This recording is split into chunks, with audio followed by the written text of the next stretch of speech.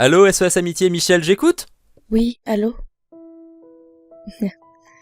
Euh, je vais... Je vous appelle parce que j'ai vraiment besoin de parler à quelqu'un. Allez-y.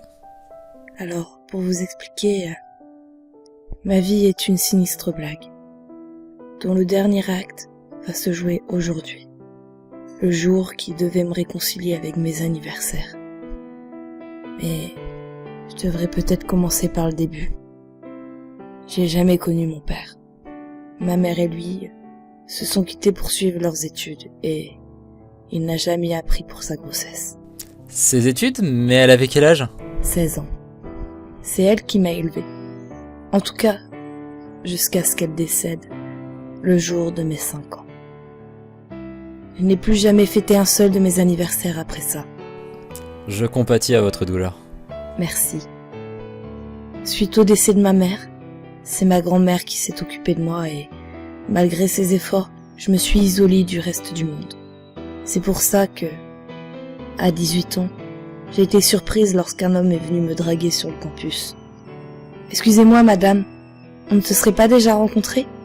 J'ai l'impression de vous connaître. » Ça avait beau manquer d'originalité et être dit par un homme ayant la trentaine bien entamée, je suis tombée sous le charme.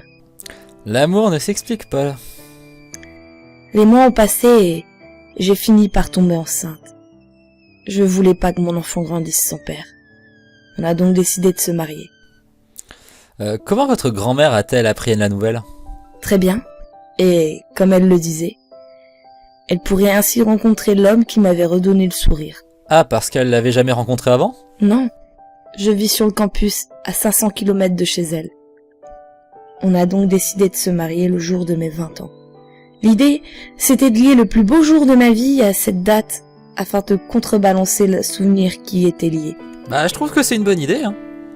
Ce qui nous amène à aujourd'hui, le jour de mon mariage. Ma grand-mère était arrivée en retard et la cérémonie avait déjà commencé. Elle est devenue toute pâle en nous voyant. Puis, elle s'est écriée. « Arrêtez tout! C'est son père. » Ma vie est vraiment une sinistre blague.